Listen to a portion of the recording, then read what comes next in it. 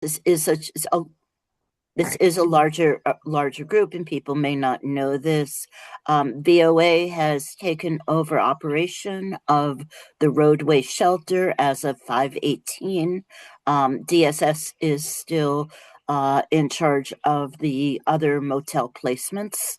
Um, so just so folks know who to contact. Does that change anything on the front end for providers if they're working with somebody who needs to get into shelter? They still start at DSS, right? They still start at DSS, and then if it is after hours, they go to roadway. Okay. Yep, so Thank you, Marty. that doesn't change. Great. Beth. Hi, my name is Beth. I'm program coordinator for the Justice Center of the Southern Tier. We provide support, trauma therapy, and resource referrals for victims of crimes and their families. And just wanted to let everyone know that we also have a temporary emergency shelter apartment that can house families leaving dangerous home situations located in Montour Falls. Thanks. I'd love to learn more. Maybe I'll shoot you an email when we're done. Definitely Uh, reach out, yes. yeah, awesome. Um, Anybody else who has any announcements, updates, hiring opportunities, anything in that vein? All right, you'll get another chance at the end if something bubbles up inside of you that you want to share with these lovely humans here.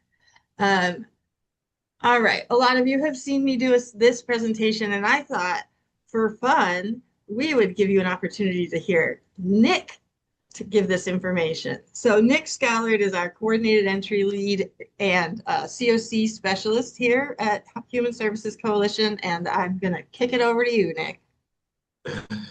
Morning, everybody. I'm going to share my screen real quick and we'll get right into it.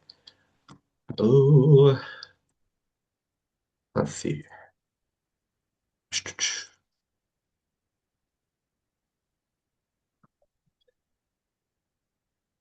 Oh,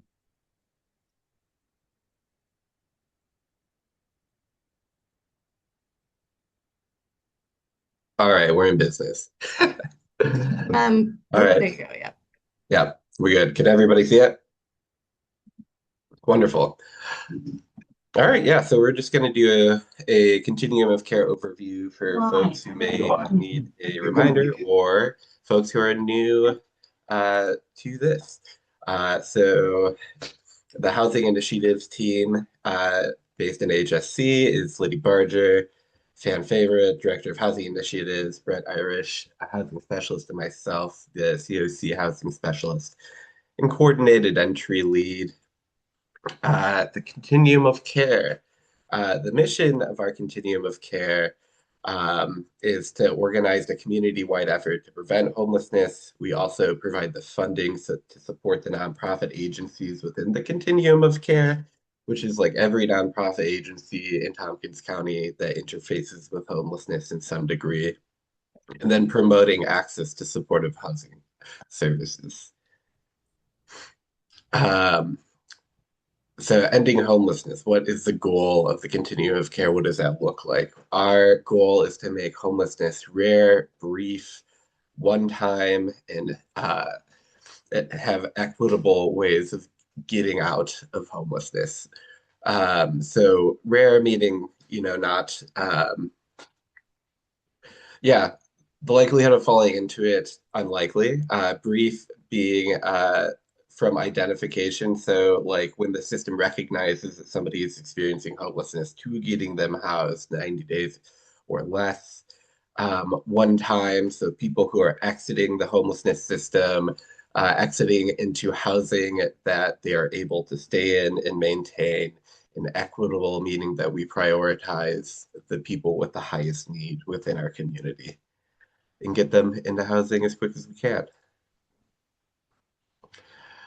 So how is homelessness defined? Because homelessness can look like a lot of different things. In the continuum of care, we follow the HUD definition of literal homelessness, which means that an individual is sleeping in a place not meant for human habitation. Think like your typical encampment, a car, sometimes a condemned apartment, something like that, or in an emergency shelter through DSS. And also individuals who are fleeing domestic violence are also considered homelessness in our continuum of care. And then how do we define chronic homelessness is an individual who has a disabling condition who's been continuously homeless for either 12 months or has had at least 4 occasions of homelessness in the past year. Um, and then often we try to connect people in that chronic homelessness population into supportive housing and permanent housing. Permanent housing meaning just a place you're going to stay, a house that you're able to stay at, a living situation that's going to have longevity and be sustainable for the individual. And then supportive housing is for those folks experiencing chronic homelessness who need extra support in maintaining that housing. So it looks like case management, helping folks get into different sort of get connected with different agencies and supports that will help them continue to maintain their stability and whatever that looks like for the individual. And we break that down. There are two, we break it down into youth, which is 18 to 24, and then adults 25 and above. When we are looking through what supports that we have available, and they're broken into these categories, and youth are able to access homelessness services if they are at imminent risk of eviction or losing their housing, or if they're couch surfing or doubled up. For adults, it looks more like literal homelessness, people who are staying outside or staying in a shelter that is not meant for human habitation, or also fleeing domestic violence. And also folks who are exiting an institution in under 90 days, whether that be like, getting out of the hospital or an addiction treatment facility, something like that as well, who have no place to go on the other end.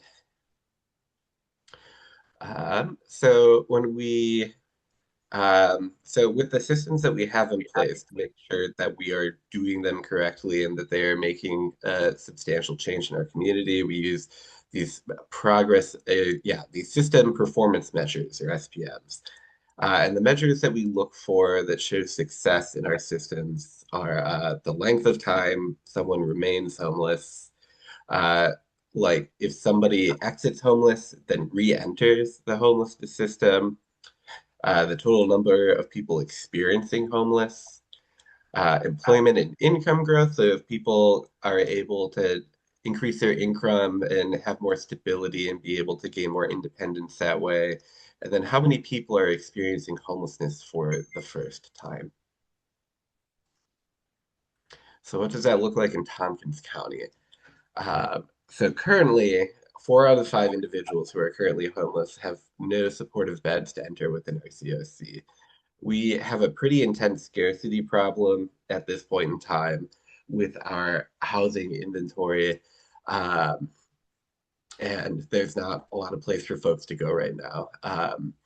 Renters in Ithaca, 56% of renters in Ithaca, and I think it's something like 75% of Ithacans are renters, so like a good chunk of our population uh, are cost burden, meaning that they spend more than 30% of their income on housing.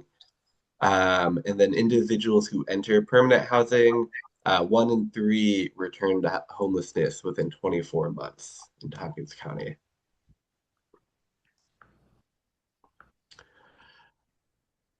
And the the biggest reason that we see these trends in our community is affordability of housing. Affordability of housing is like the biggest barrier that we see to people accessing and maintaining housing. Here we have just the typical income for Ithacans, and then what it looks like for like low income, extremely low income, um, and then very low income. So it is broken down by amount of people in the household. And then in this next slide, we'll see that oops, oh, interesting. Sorry, it skipped all the way to the end. That was fun. Let's see here.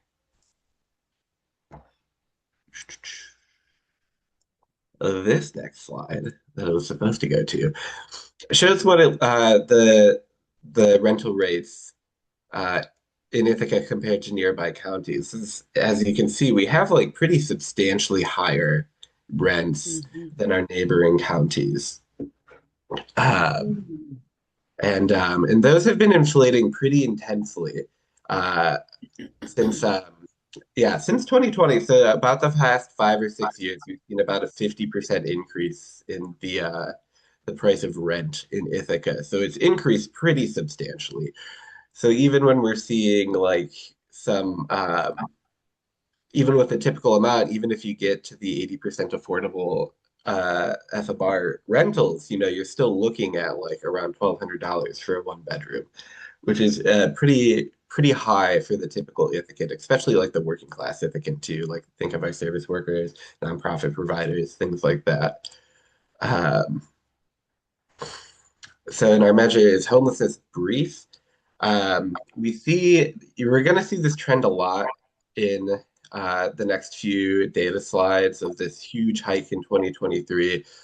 So overall, we have decreased our length of homelessness since 2023, but there's this huge spike here.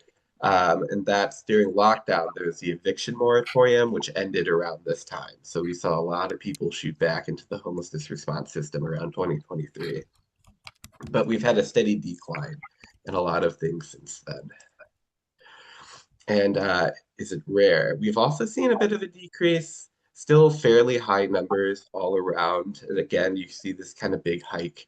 This is the point in time count we're about to get into, which is a metric that HUD uses to kind of assess the amount of people experiencing homelessness in a community at one time.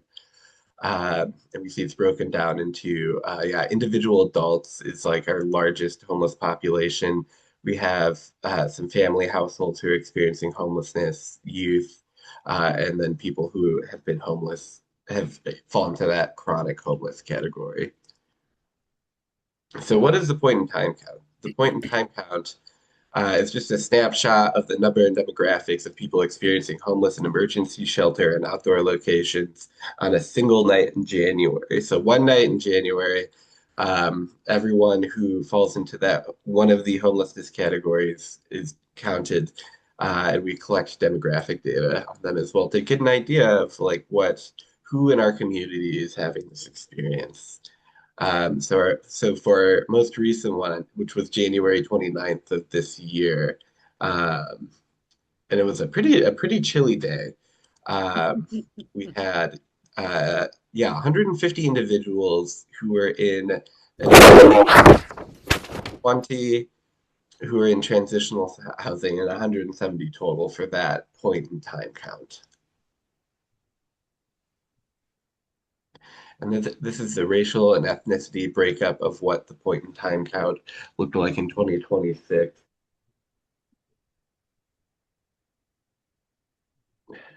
And then the average ranges too, we can kind of see that this 25, like mid 20s to mid 50s age range is where we see our biggest population of people experiencing homelessness according to the PIT count. The disability, physical and mental health conditions breakdown of people from that PIT count. So we can see the majority of folks are usually, living with some sort of like diagnosis or disabling condition that makes life a little bit more difficult to navigate. In prior living situation, um, we have a lot of folks during the pick count who are coming from either staying outside, staying in emergency shelter, are the biggest population that we saw.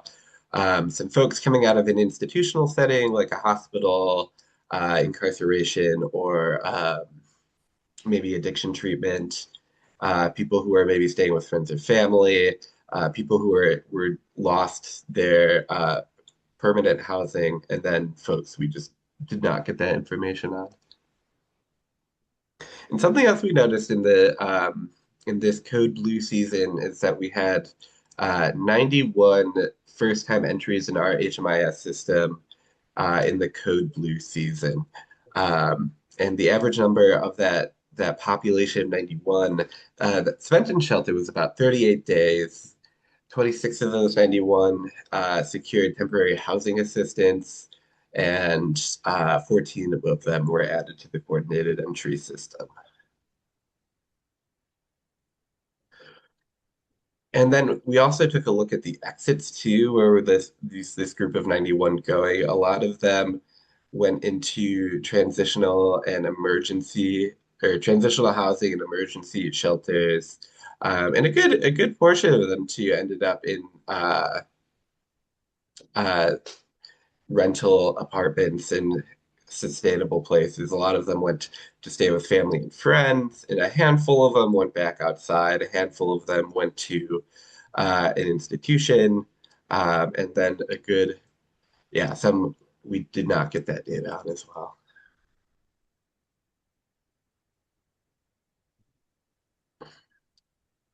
So first-time homelessness has decreased since this 2022 spike.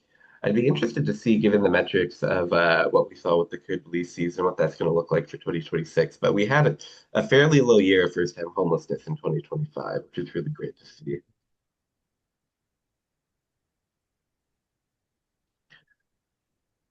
So, who in our community is experiencing sheltered homelessness in the past year in 2025? Uh, so we see again that a good chunk of this population of people experiencing homelessness are living with some sort of like disabling condition. And here's some other demographic details of folks that we saw come through our system: 14 veterans, 466 adults, our population of chronically homeless folks, a good amount of children and youth as well who went through that system last year.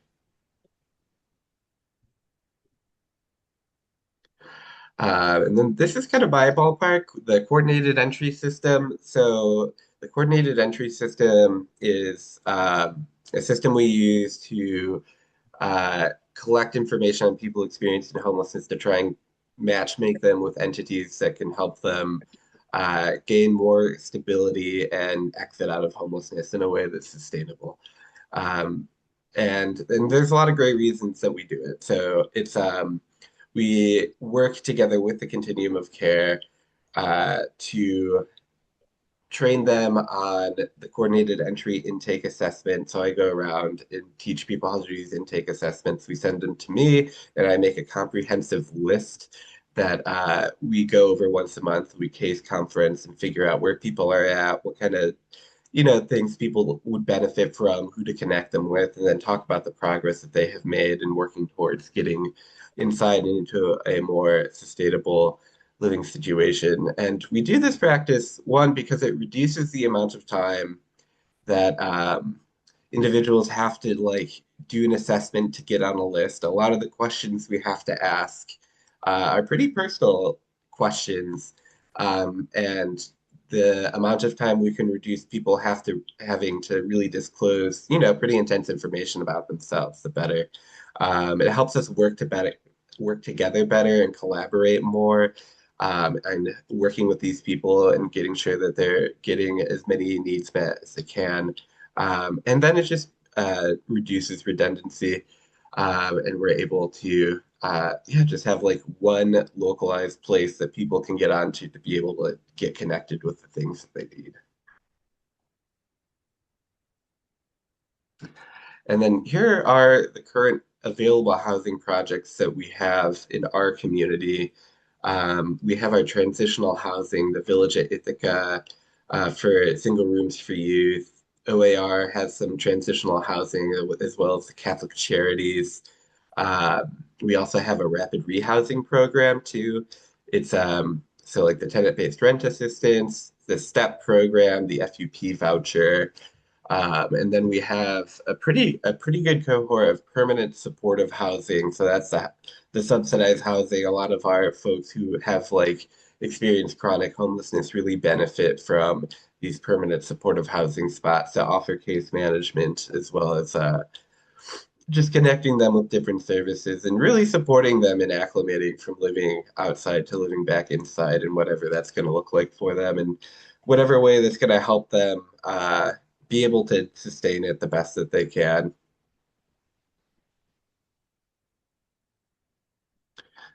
Oh yeah, I just explained that.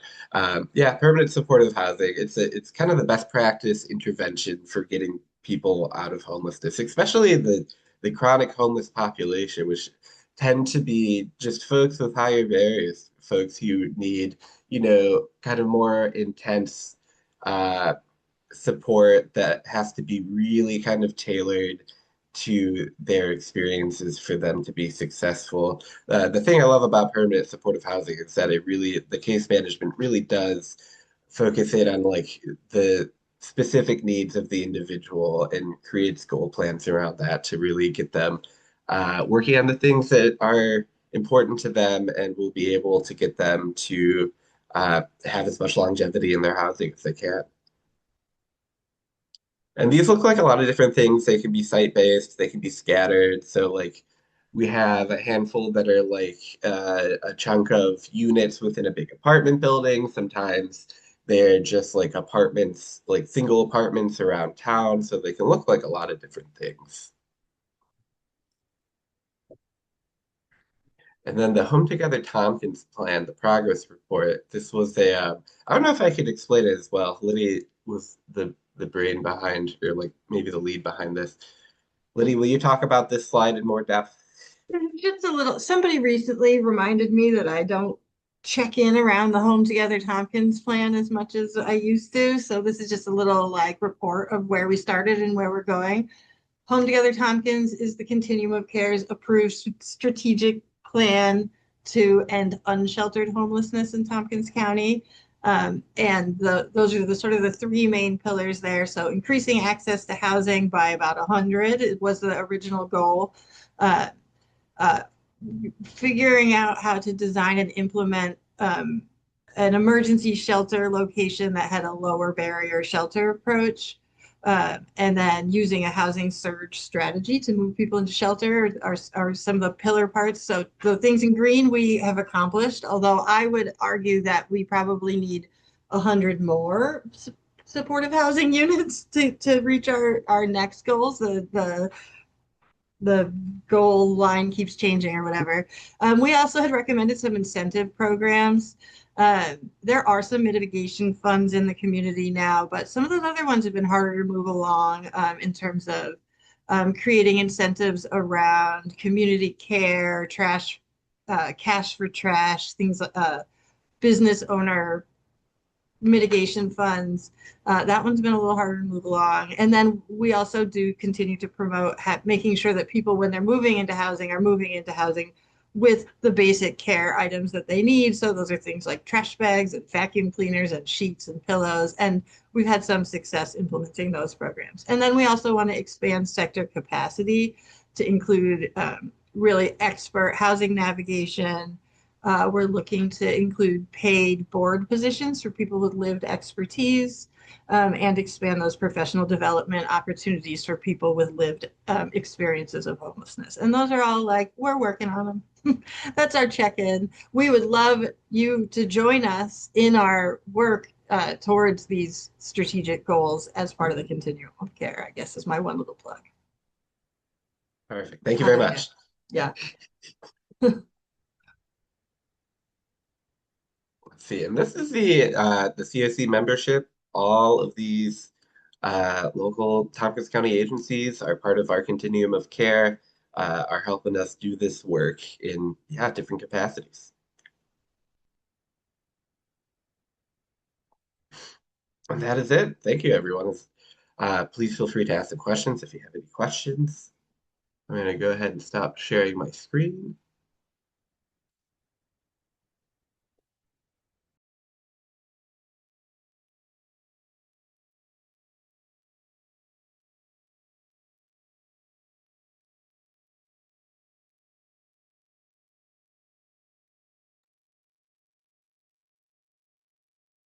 I am going to share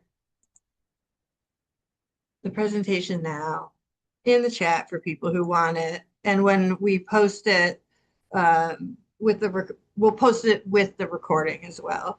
Uh, it it was a very similar point in time count numbers and type to last year.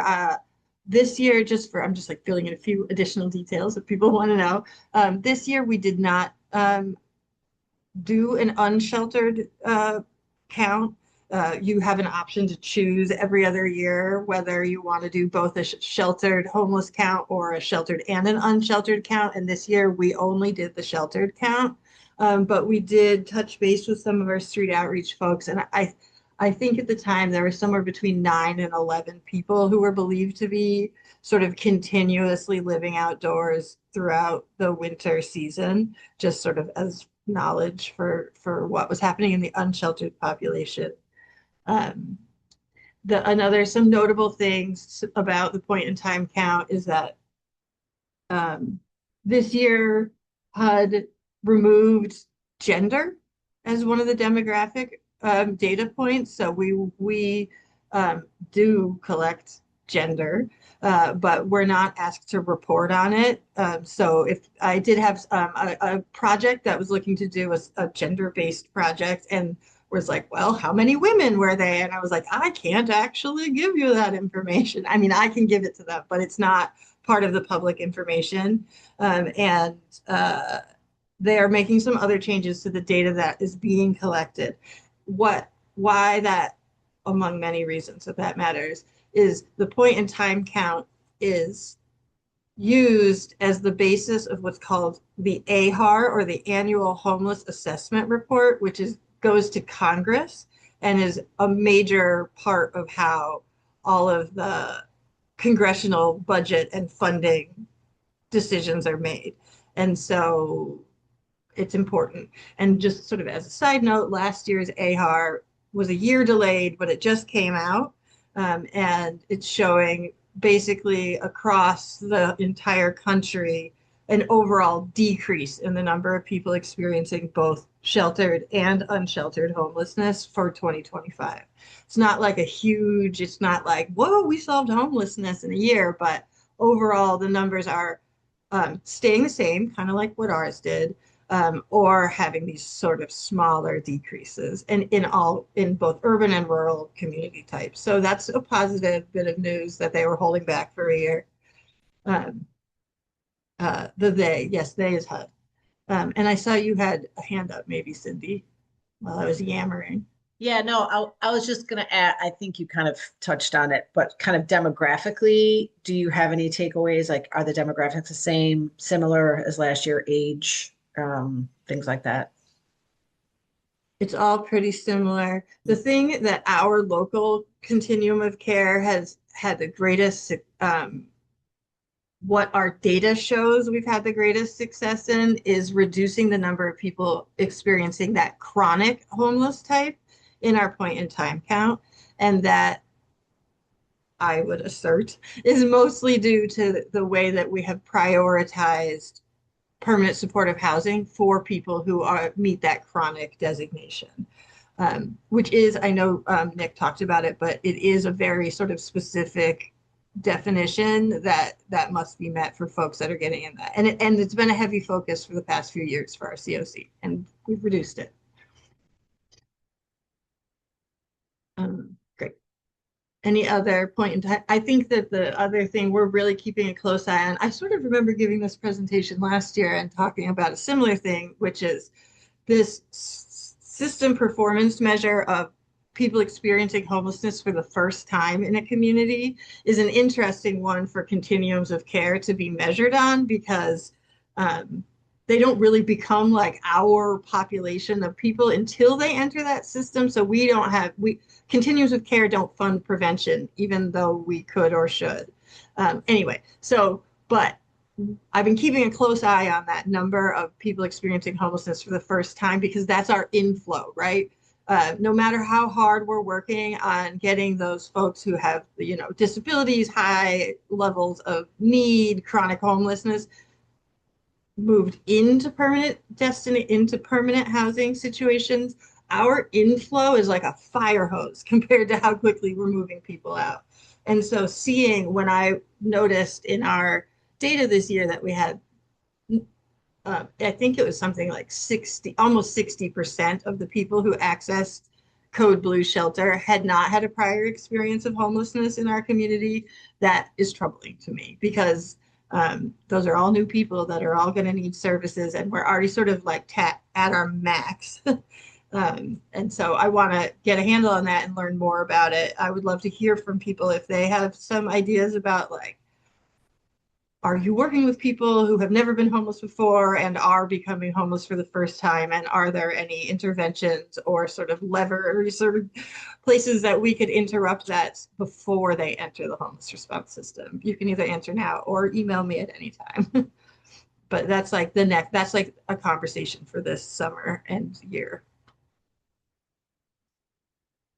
Liddy, this is Marty. One of the things that we've noticed at the shelter at Roadway, which serves families, is there's been an increase in families with multiple children, especially those who have 3 to 5, even sometimes 6 children, which makes it very, very difficult to find housing.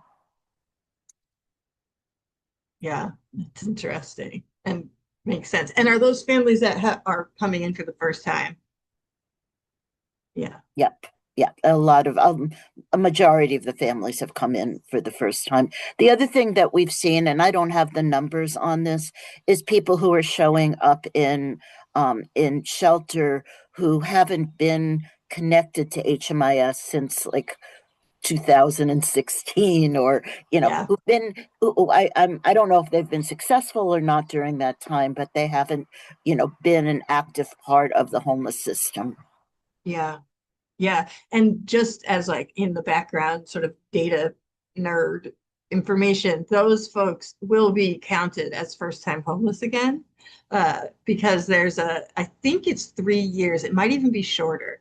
But if you like go away for long enough and come back, you get recounted and you get out of the returns data point and into the first time homeless data point again, which I actually find is kind of weird. Yeah, I've been seeing that too. I've been calling it the 2019 return, but maybe it is a little earlier than that. But I've been seeing a lot of folks who are housed in an array, like a variety of destinations in that 2018, 2019, and they're coming back now. Great. Any other thoughts or questions about point in time? This will be on our point in time data gets added to our website. It lives in the data and reports tab under housing in the HSC website. You might have to scroll down, but it will be there as soon as we get a chance to post it. All right. Thank you, Cindy. Oh, yikes, Deb. Interesting. I want to talk. So on June 1st, Housing and Urban Development released their funding year 2026 Notice of Funding Opportunity. This is the big annual funding competition that Continuums of Care compete through to bring in funding to support. Traditionally, it has been permanent supportive housing projects and other similar projects. This year, it's going to be a little bit different. So the way it works, sort of generally as a rule, and this year as well, is that HUD issues the NOFO, using the NOFO, sets certain guidelines and priorities and expectations for local communities. And I'm going to talk a little bit about what those are this year. What happens next is those local communities, that's us, interpret the NOFO. And this year we have a whole work group put together to interpret the new NOFO. And then we create a rank and review manual and policy, and we run a local competition for the funding. So HUD sets the overall rules, and then the Continuum of Care collaborative applicant, that's Human Services Coalition, and the Continuum of Care puts together the local mechanism through which projects will be funded, and sets the timeline and creates that competition. So we're at like very first stage of just having had the NOFO released, but we do know certain things, including some certain timeline things. So I am not announcing the local competition at this time. I would anticipate the NOFO work group is meeting tomorrow for the first time and I anticipate being able to put out the local competition within the next 2 weeks, I guess is what I would say. There's a lot of changes. We have to update basically all of our written materials that we've used historically to accommodate those changes. And I want to be really careful that we're diligent about sort of crossing our T's and dotting our I's. So I would say in the next 2 weeks, community partners can anticipate seeing a request for projects being announced.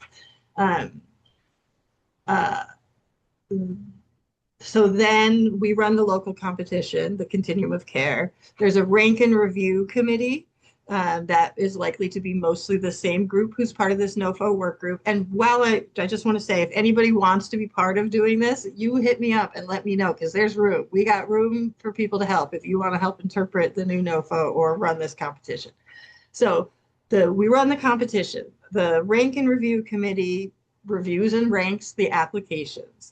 Meanwhile, in the background, myself and Nick are writing this big, giant collaborative application on behalf of the entire community, through which we submit the locally selected projects.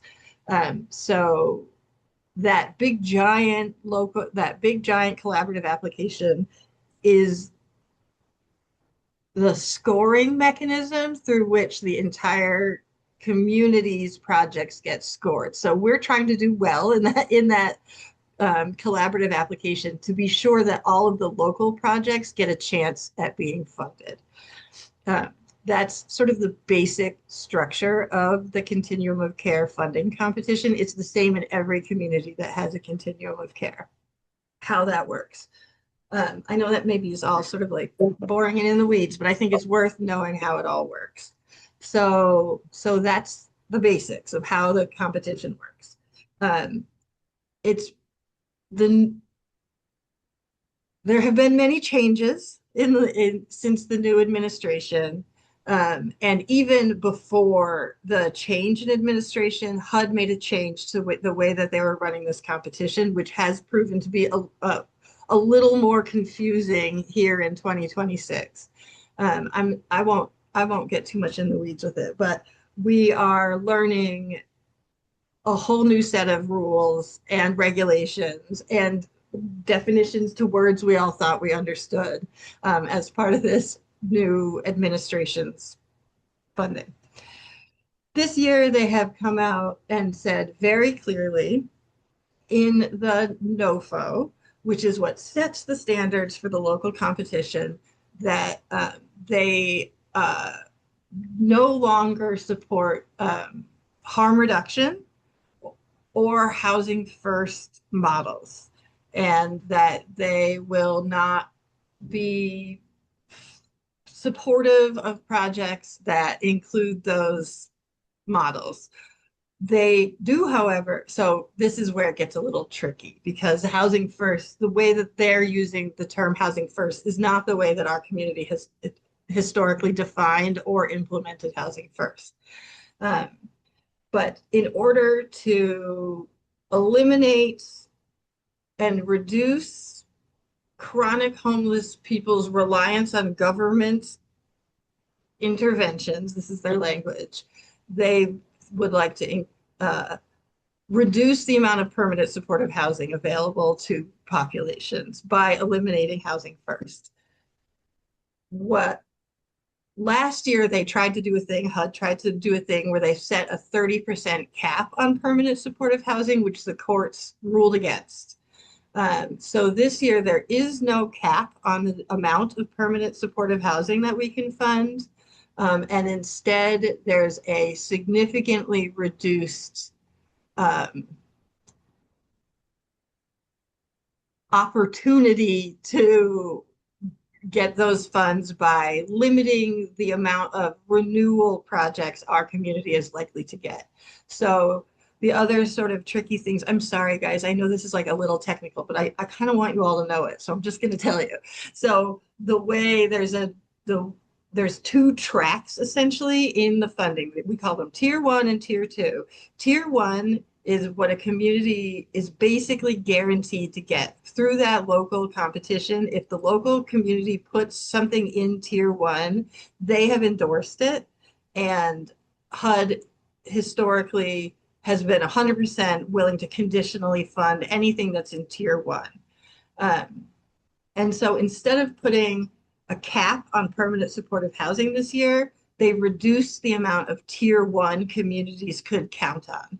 So we used to be able to count on somewhere between 75 and 90% of our tier one being able to be funded and renewed and keep continuity in our projects and stuff like that. And this year we have been told to only anticipate getting 60% of our tier one.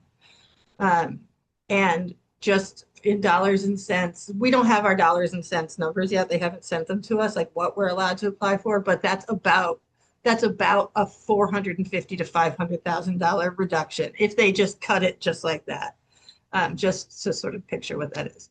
So that's the biggest change. They're very vocal about the elimination of the housing intervention, and that's a big theme in the NOFO so far. Some other like major themes that are emerging in the NOFO that are going to have to emerge in our local competition are an increased emphasis on encampments and unsheltered locations from a treatment and abstinence-based lens. So there's a profound belief in this particular notice of funding that the root cause of all homelessness is substance use disorder. And so that's the belief in this NOFO, and to try to counter that, they are asking communities to create treatment programs, housing that is hinged upon successful completion of treatment programs, or things that they call supportive services only, which are like not housing, but just services designed to provide treatment without using harm reduction to people who live in unsheltered locations. So that's another major theme in this NOFO. The other emphasis, and this is related to that permanent housing, their pivot away from permanent housing as a model, is that there's a new definition of self-sufficiency that I've actually never seen before, but they tell me is similar to the Webster's Dictionary. I haven't checked the citation. But basically, instead of using all of those system performance measures we've been using for years and years, they're calling those outputs, not outcomes, and they want to see our metrics measured in self-sufficiency. And self-sufficiency is defined by HUD in this NOFO as exiting homelessness and being able to live in an unsubsidized housing without governmental assistance within 2 years. And that's a newer definition of self-sufficiency, and that is woven through the NOFO. So the idea is pivot away from permanent supportive housing towards transitional housing, from which the outcome should be rental by client, no subsidy, basically, in data point terms. It will be very difficult to achieve that goal. As you heard from Nick earlier, our system is constricted. We have very little affordable housing. We have not a lot of options for people. I don't know, that one gets me. I read that definition over and over. I highlighted it a bunch of times. I'm like, I don't know. Anyway, some of the other, those are kind of the big takeaways. So unsheltered homelessness, substance use disorder, pivot towards transitional housing, restoring competition by cutting our tier two. So anything that's in that, so I talked about tier one, those are the guaranteed yeses. Anything that's in tier two become part of what's called a national competition. So they're not just projects that are competing against each other at a local level, but they all get dumped into like a national competition together. And they're scored based on our collaborative application score. So the way that anything in that bottom 40% of projects is going to be scored is going to be based on the way that Tompkins County Continuum of Care is truthfully answering our questions. And some of those questions I anticipate being about things that the Continuum of Care does not have a locus of control over, like, are you using certain immigration policies? Do you have certain criminalization policies in place? How are you implementing involuntary institutionalization? And so it's not like a wordsmithing way that we could answer a question better to score better. Tompkins County is not well poised to score well in this competition. Yes. I'm just trying to see the other. Advancing public safety for all. There's a big emphasis on the greater community impacts of unsheltered homelessness. So making sure that housed people are also feeling comfortable. I don't know how to answer those questions yet. Some of the things we have a little head start on. Our community, I think I saw Chief Kelly come in earlier, has great relationships already with law enforcement and our court systems and stuff like that. Like, we are a little bit ahead of the game because of the way we have been naturally collaborating with folks, but there will be some challenges. The pop and first of all, I don't participate in rank and review. I'm staff of the Continuum of Care, so I don't have any actual like voting power in any of this. I want to be clear about that. But I would say, based on sort of my knowledge of the way these cuts might be likely to impact us, I do think it's likely that youth and youth programs are going to feel the impact the most because of the way our current funding is already, primarily funding youth permanent supportive housing programs. So I do feel worried about that because youth are obviously like very important in our community, and we want to make sure that they're not getting overly impacted. Yep, that's it. Okay, so it just came out on the 1st. It's 128 pages. I've read it twice. I'm going to read it again. Other smarter people than me are reading it at the same time. I anticipate that there will be analysis coming out from like sort of an array of partners, and I'm going to keep people informed of it. Obviously, when the local competition is announced, anything related to our local competition will be announced through the Human Service Coalition listserv, but also will be on our website. So you can go to that housing part of our Human Services Coalition and check in for any documents or competition related materials when the competition opens, which it is not. Those are all my words, I think. I'd love to answer questions if people have them. I'd love to hear what people's if anybody else is hearing about the NOFO in their organization, if you're thinking about projects that could fit into some of those models, love to hear from you. And if not, we can, I don't know. Liddy, this is Marty.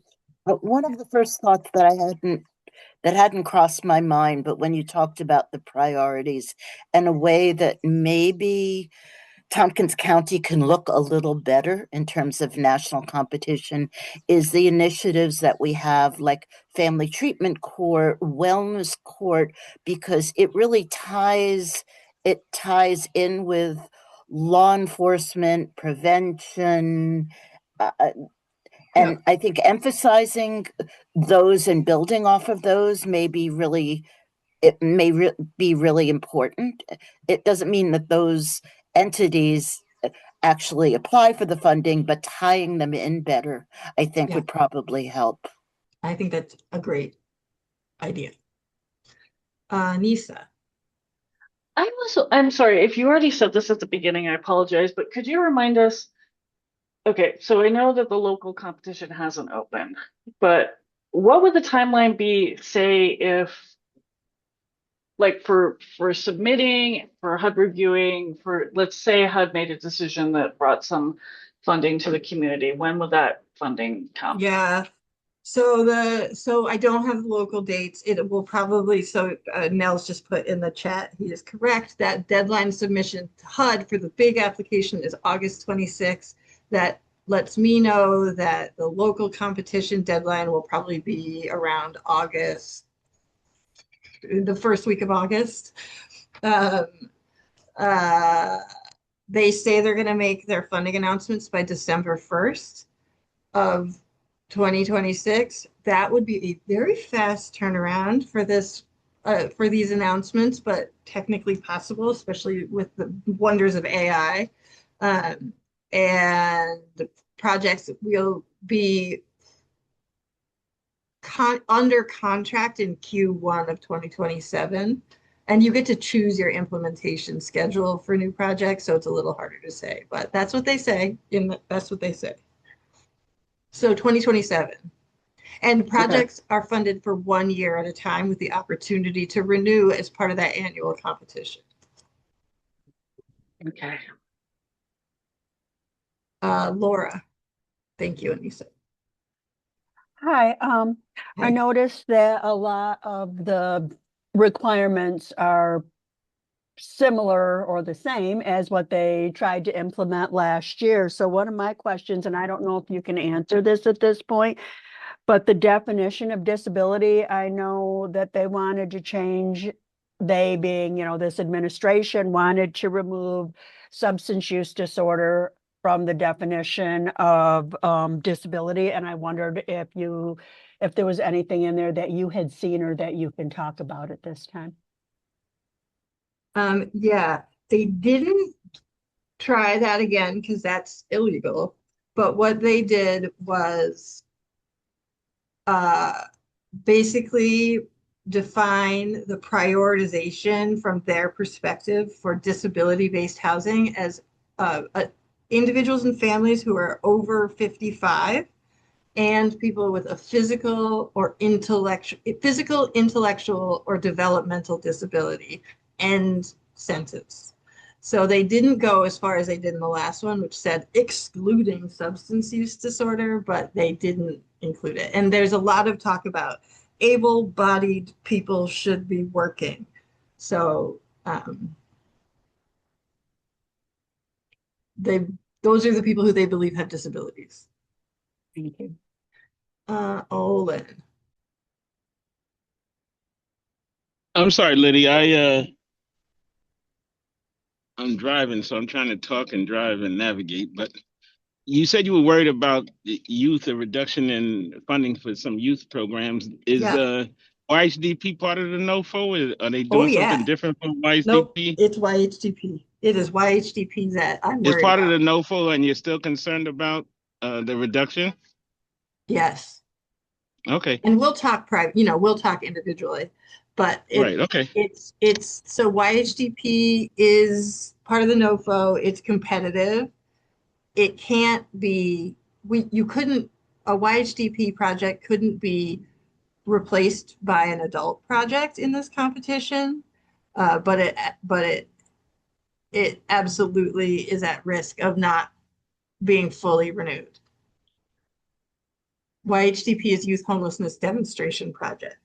So it's a special, pretty competitive and interesting funding stream that our community got in 2022. And mostly the Learning Web has been implementing it in the form of 3 projects. We'll see. I don't want it to, it's a change, and will be complicated, and it is different than many of our organizations and community values. And there are still opportunities to use this shift to create new projects that will also benefit our community. Like, so it's a loss in some ways, it's a change in some ways. There are like permanent housing programs that will be at risk. And in theory, there's an opportunity to replace some of those permanent housing programs with more robust services that are not attached to housing, which I guess is also good. Um, yep. That's my, and there'll be more information to follow. If people are interested, HUD themselves is hosting their informational NOFO, or I'm sorry, their informational webinar about this on tomorrow afternoon at 3 p.m. I can give anybody a link who's interested. National Alliance to End Homelessness is also going to be hosting a webinar to talk about all of these changes. I think that's June 10th. There's a lot. You can follow along many ways if you get interested in, and want to know more. Nate, I'll send you the link for the HUD one. Great. That's all I have. Do people have any other updates or announcements or anything that they want to Liddy, share? one other question. Yes. With the focus on supportive services, can supportive services then be, because you talked a lot about how people, within 2 years they're out of housing. Can supportive services then be attached to other places where people get subsidies for housing, i.e., going into publicly funded housing and, vouchers, and I just don't know. Yeah. It's not totally clear. My first read is sort of like sometimes. So they don't want to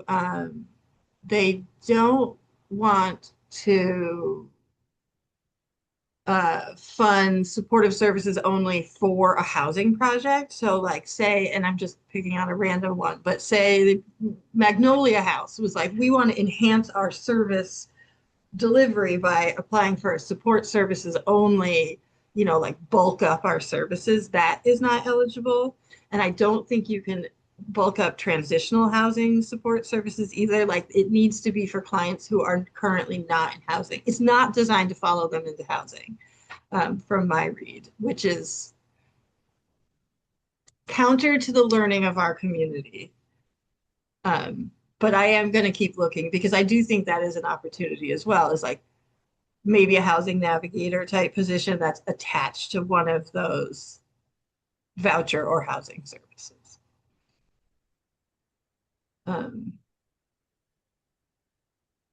Thank you for your chat, Susanna. That is helpful. We got a chat about pests, if anybody didn't get a chance to see. Great. Anybody else have any final thoughts, questions? So, Liddy, just one thing that I'd like to mention is Nate over at Lonnie York. One concern that I see coming down the pike is that there has been a reduction in loss of a lot of funding for eviction prevention. For instance, the partnership between Lonnie York and Catholic Charities Family and Children's Services out of Rochester. We had a partnership for a long time, for the last almost 2 years, where we were able to apply for a grant to help people pay their rental arrears. That grant is officially out of funding. There's, I think, $20,000 left in 14 county area. We were able to help with $2.5 million, roughly, of assistance to help prevent evictions across the 14 county area.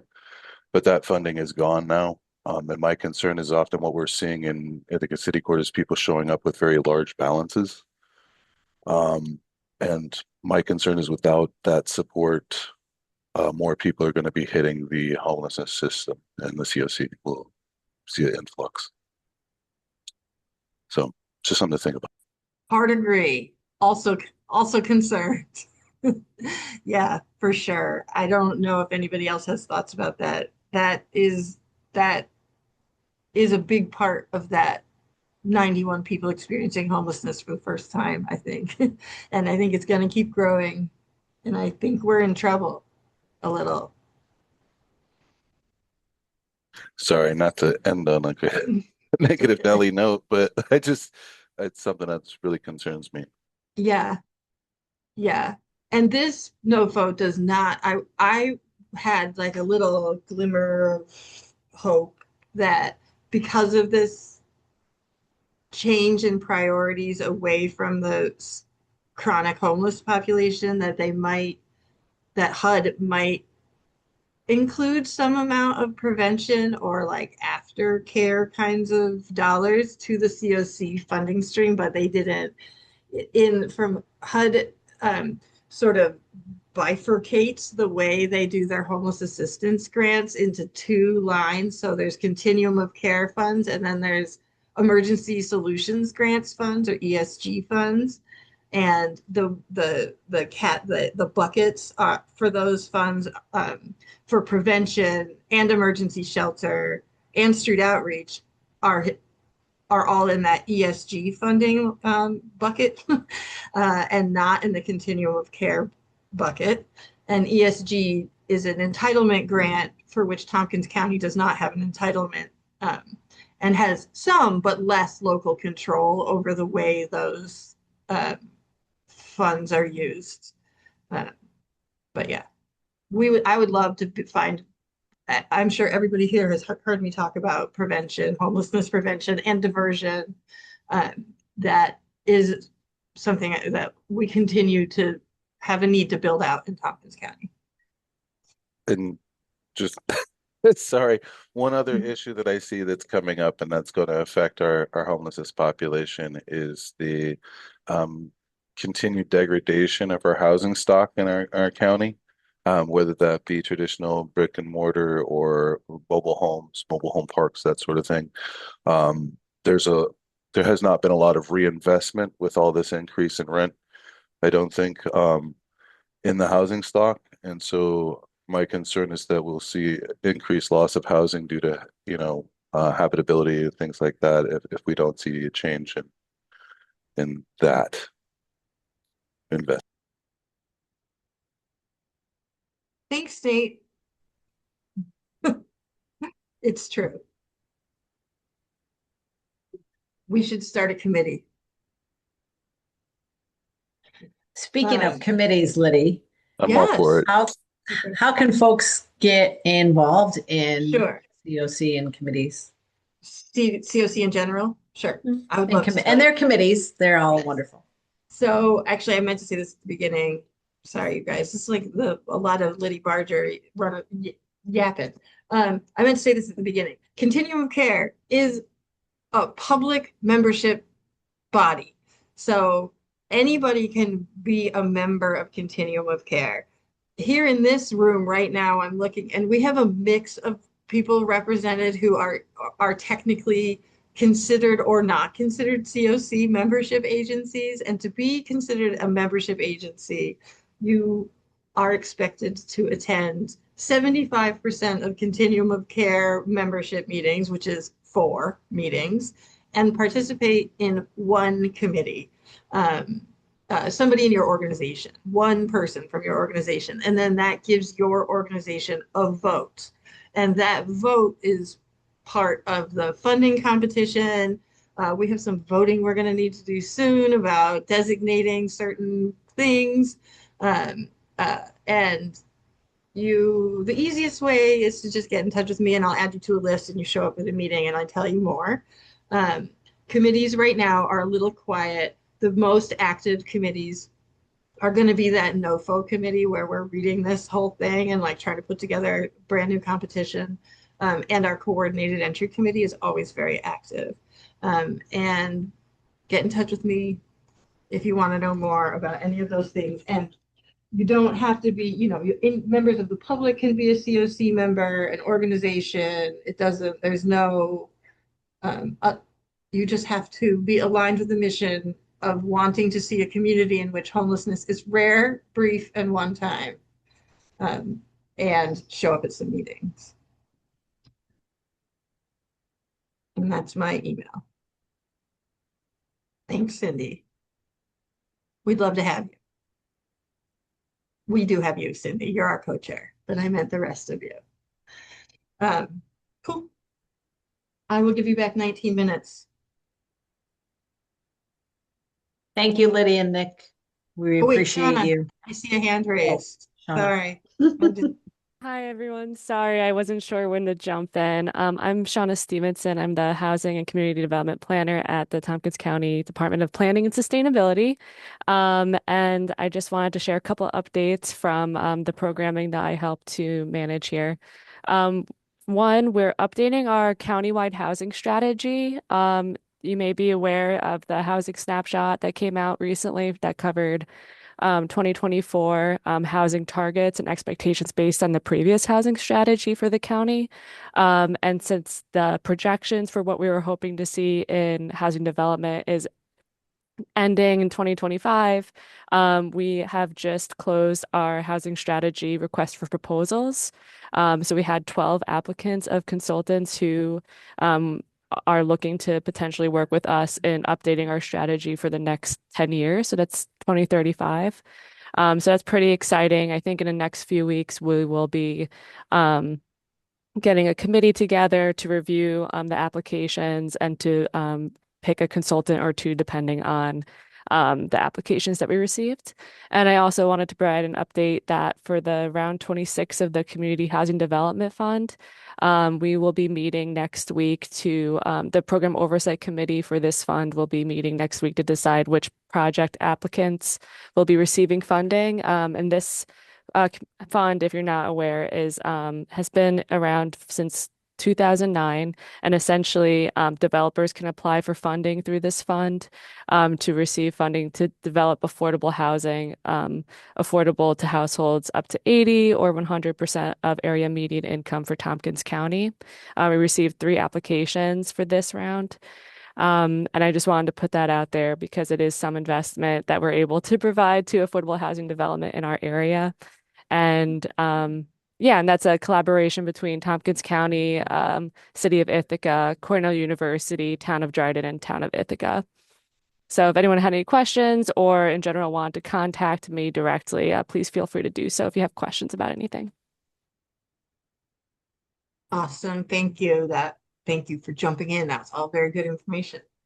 Any other final jumpers? We got anybody else? All right. I'm going to close the meeting. We will post it on our website. I will give you information if you want it. I'm glad you are all here, and I hope you have a lovely day. Thank you. Bye. Thank you. Bye. Bye. Thank you. Bye.